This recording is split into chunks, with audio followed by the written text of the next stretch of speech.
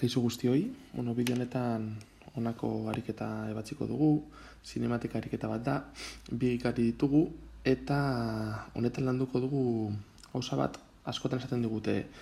Onar dezagun T0 0 izango dela, baina kontuz kasu batzuetan ezin daitekela egin, hau justu izango da horren moduko kasuko bat, bale?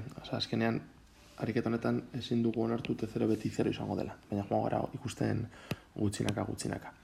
Esaten digute badaukagula auto bat eta motor bat, vale? Marraztuko dugu lerro zuzuen bat. Alde batetik daukagu, biak irtetzen dira leku berdinetik. Daukagu gure kotxea eta badaukagu baitare gure motorra. Jarriko diot kotxeari K, motorrari M. Esaten digute lehenengoaren abiadura izango dela, kotxearen abiadura izango dela 60 km/h. Eta motorraren abiadura izango dela 80 km/h. Nola ez den inondik agertzen aselerazioa eta ematen diguten abiadura, oner dezakegu ja HZU, higidura zuzenen uniformean ari garela lantzen, bale? Eta higidura zuzenaren uniformea goratzen bali mozue da posizioa S berdin S0 gehi V bider T.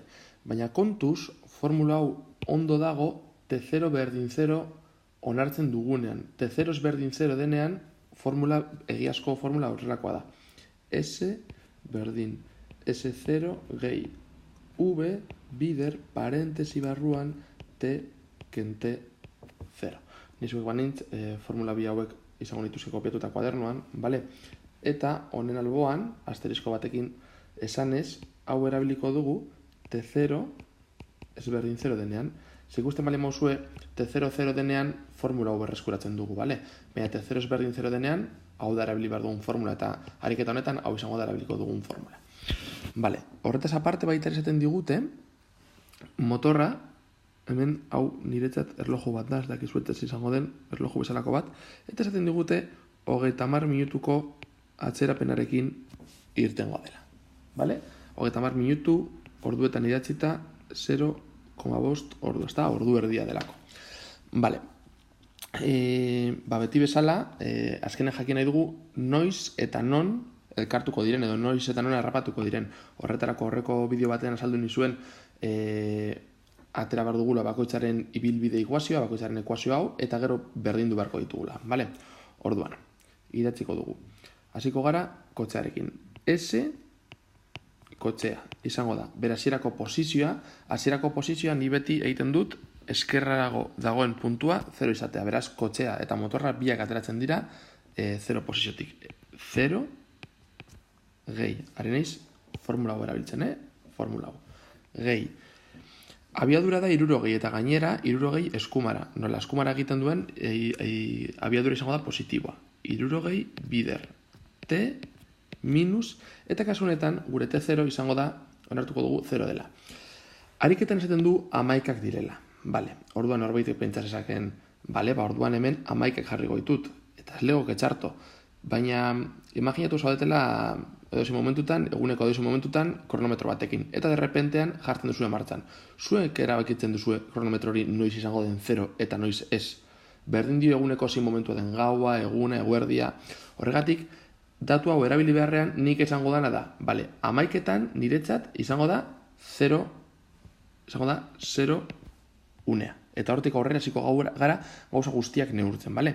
Beraz, ariketan ematen balen badigu, emaitza ordu bat izango dela, ordu hori gehitu beharko diogu goizeko 11ei, eta horrela guerdiko 12ak izango ziren. Joan gara ikusten.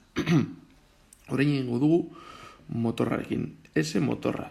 Baita ere esan dugunez, 0 posiziotik abiatzen da, bera abiadura eskumara denez baita ere positibo izango da, kasunetan 80, T jartzen dugu horrela, T ez delako datu bat, eta kasunetan T0, bai, noiz hasi da mugitzen, bestea baina ordu erdi beranduago, hau da, 0,5 ordu beranduago. Kontuz, unitateak beti berdin jarri behar direla, orduekin ari baldin bagara, hemen orduetan idatzi beharko dugu.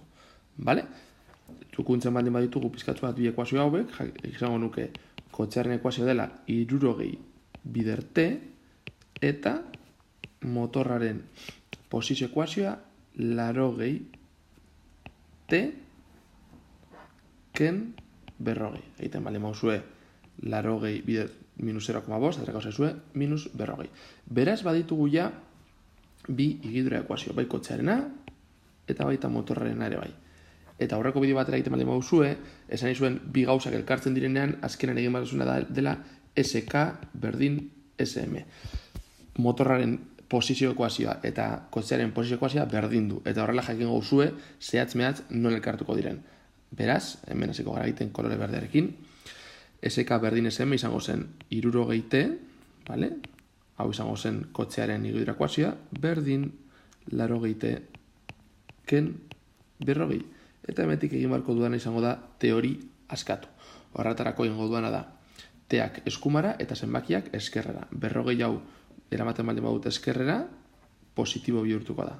Plus 40 berdin, eta hemen daukat 80 T, eta hau ona eramaten baldin badut negatibo bezala, minus 60 T. Hau da, 40 berdin 20 T. T askatzen baldin baduzue, izango da 40 zati 20.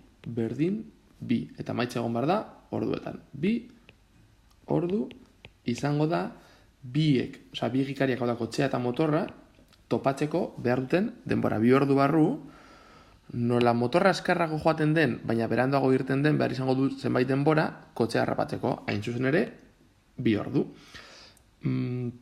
Gauza gehiago komentatzeko metik. Vale, orain, esaten diguten noiz eta non. Posizio, vale, kontuz, hemen atera dugu 2 ordu behar izango duela, baina esaten digute abiatu direla 11etan, beraz, ni dakidana da, 11 gehi 2, 13, ordu batetan elkartuko dira.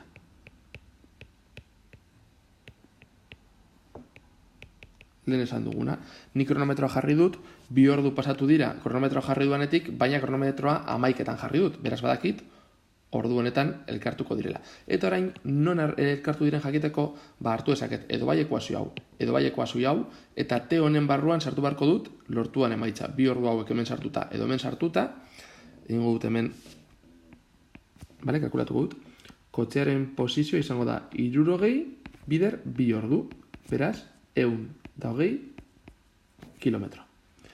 120 kilometro pasatu direnean, elkartuko dira. Hau da, hemen joazten baldin bagara neurtzen, hemen 120 kilometroko distantziara, 0tik hasita 120 kilometro, bai?